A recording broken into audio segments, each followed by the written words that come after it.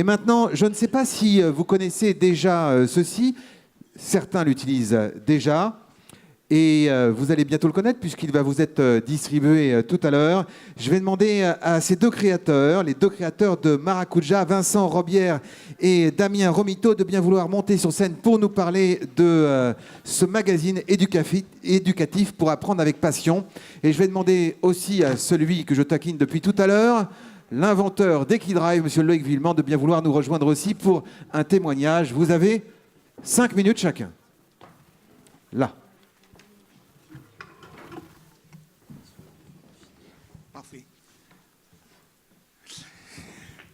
Parfait, bonjour à tous. Donc je suis Vincent Robière et j'ai cofondé avec Damien Maracuja.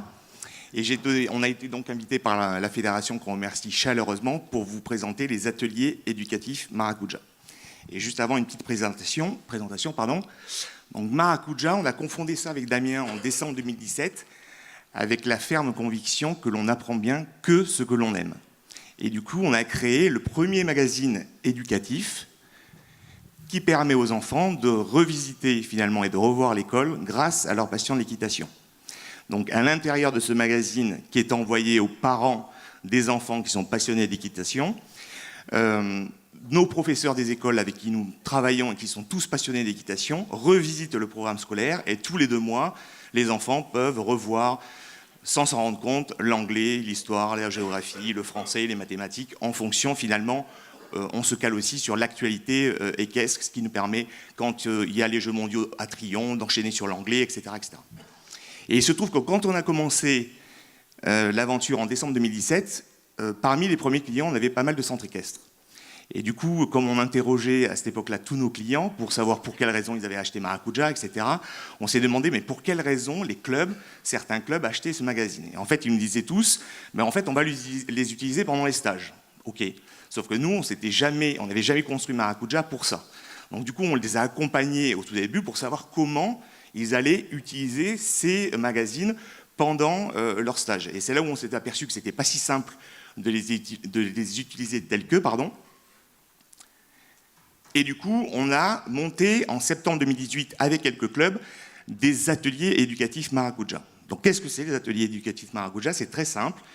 J'entendais le terme de kit clé en main, c'est exactement ça. Ce sont des kits clés en main qui sont téléchargeables et imprimables sur notre plateforme, qui vous permettent de réaliser en autonomie des ateliers ludo-éducatifs pendant 1 heure à 1 heure et demie, en fonction finalement des options que vous choisissez dans le programme qu'on vous fournit. Donc d'un côté, vous avez souvent un tutoriel pour l'animateur, et de l'autre, des activités pédagogiques pour les enfants. Donc pour l'instant, on en a 2, puisqu'on a commencé en septembre 2018. Les friandises pour les chevaux, effectivement. Donc ça permet aux enfants de réviser les masses sans s'en rendre compte grâce à une recette de friandises pour chevaux avec une recette codée à la fin qui leur permet de finalement créer cette recette et pour certains d'aller donner les friandises aux chevaux. Je sais que certains clubs ne veulent pas faire ça, mais certains le font. Et puis un deuxième atelier qui s'appelle une mémoire de cavalier, qui, à partir d'un jeu de type memory qu'on a co-construit avec les centres équestres, permet de réviser le vocabulaire équestre, de développer sa mémoire et également de réviser finalement les termes nécessaires à l'acquisition des galops. Alors oui, important, quand on a eu cette idée avec les clubs, finalement on s'est dit, mais tiens, est-ce qu'on les fait payer, est-ce qu'on les fait pas payer? Et on s'est dit, ben, finalement, si on met à disposition notre expertise pédagogique et notre expertise en design, etc., que les clubs s'en servent et nous offrent de la visibilité, ça nous paraît être un bon deal. Et c'est ce dont on a l'intention de faire. Donc régulièrement, on aura des nouveaux ateliers éducatifs qui vont être montés. On est en train, parce que certains nous ont sollicité là-dessus, de monter un challenge interclub. Donc vous verrez, il y a des nouveautés où les clubs vont pouvoir se challenger entre eux grâce à de la mémoire et finalement créer une communauté.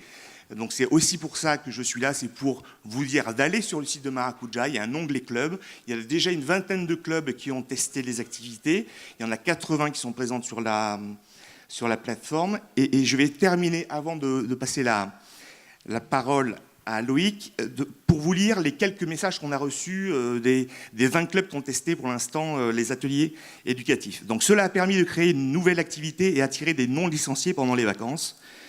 Les retours des enfants sont juste excellents et ils se sentent valorisés. Certains parents étaient réticents au fait que leurs enfants ne montent pas les poneys pendant 1h, 1h30. Et finalement, ils ont été conquis par l'animation. Cela m'a permis de créer une activité spécifique qui a généré du chiffre d'affaires. Des parents bénévoles étaient présents et c'était un bon moment de vie dans le club. Et j'ai adapté le contenu Maracuja et nous avons pu réaliser l'atelier auprès des enfants handicapés. Donc, voilà. Donc moi, je suis et Damien, nous sommes à votre disposition pour en parler bien évidemment beaucoup plus. Et je laisse la parole à Loïc qui va vous raconter finalement comment il a implanté ça dans son club et quelles actions ont été générées. Avec les recettes de cuisine.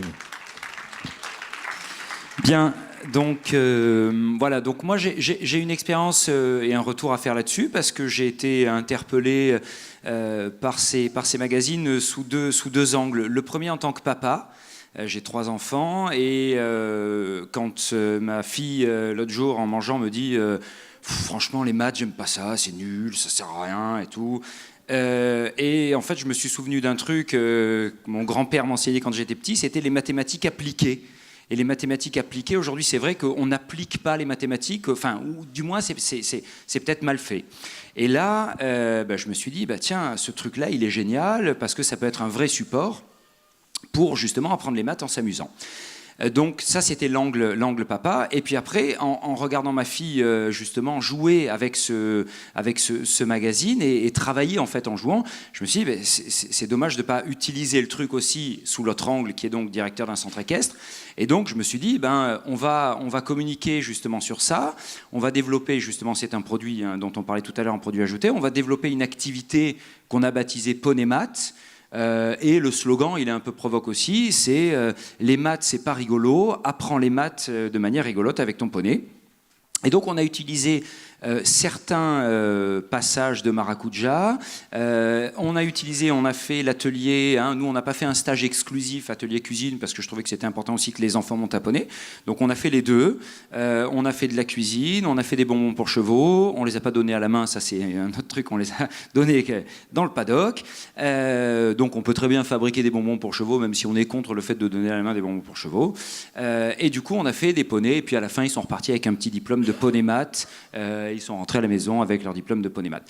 Donc voilà, donc je trouve que c'est une innovation intéressante parce que ça permet à la fois d'avoir, nous en tant qu'enseignants et en tant qu'éducateurs, parce que oui, nous sommes des éducateurs, d'avoir un complément, je dirais, d'éducation, parce que quand on fait du poney, il faut savoir compter, il faut savoir lire, il faut savoir faire plein de choses. C'est intéressant pour les parents parce que du coup, ça peut être un attrait supplémentaire, et c'est intéressant pour les dirigeants de centre équestre et pour les moniteurs parce que on a un nouvel outil aussi de communication et on a un nouveau thème de stage.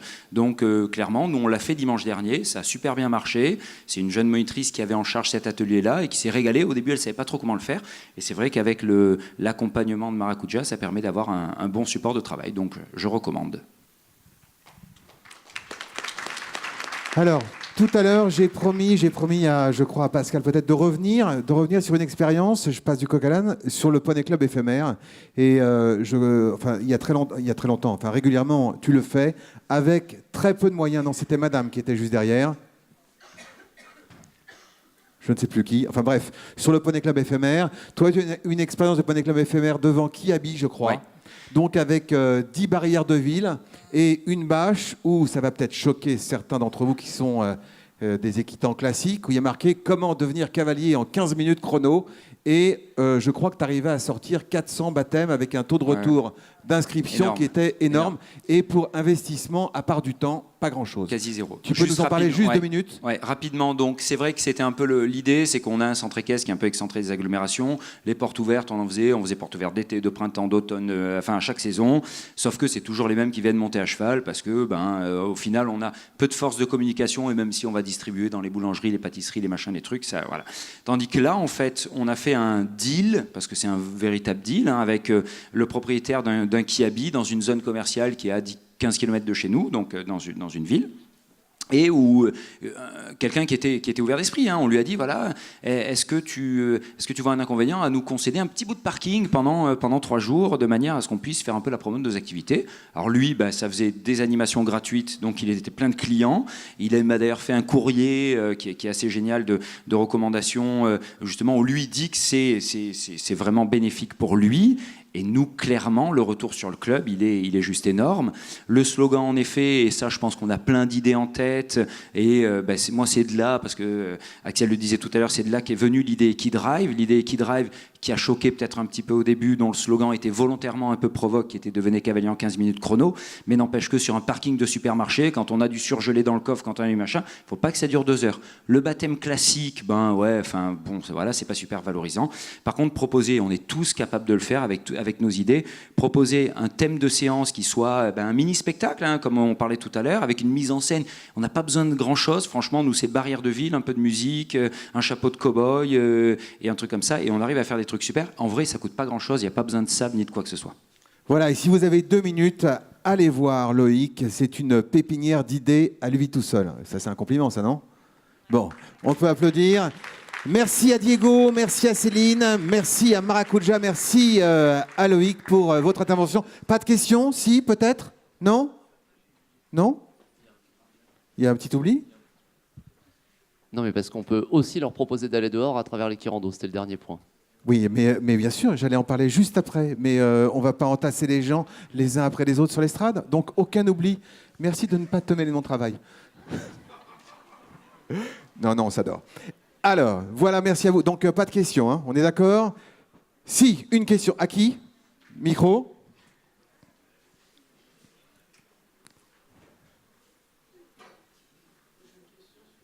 Oui, juste une petite remarque sur les poney clubs éphémères.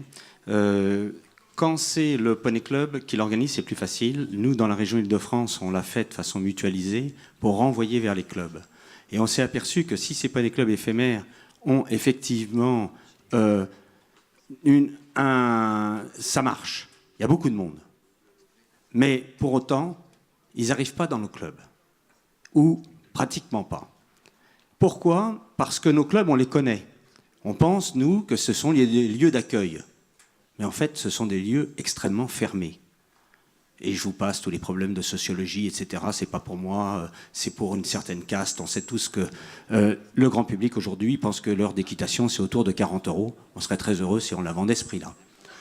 Et la difficulté, c'est de passer la porte du poney club, de passer la porte de nos clubs, de rentrer dans nos clubs. Et si vous le faites sur un supermarché, vous le faites sur un salon, vous allez avoir énormément de monde. Ils vont être contents, mais ce n'est pas pour autant qu'ils vont rentrer dans le club.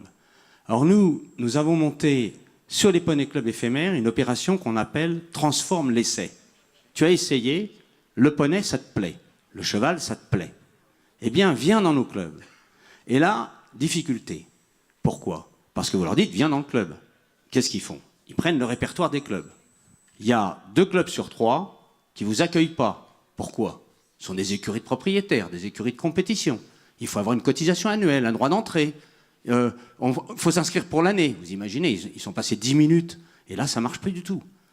Alors, ce que l'on a fait, c'est qu'on a fait un partenariat avec les clubs en leur expliquant à 10 minutes, là on est en région parisienne, hein, un quart d'heure de chez toi, il y a toujours un club pour te recevoir, mais ce sont des clubs partenaires, et de leur dire, après l'essai que vous avez fait dans ce poney club éphémère, vous pouvez, avec le diplôme qu'on vous a donné, être accueilli dans un club où vous allez passer 2 heures à découvrir le club, éventuellement participer à des activités pour les inciter à passer la porte du club. Pensez à ça, sinon ça ne marche pas, parce qu'ils n'osent pas y rentrer chez nous.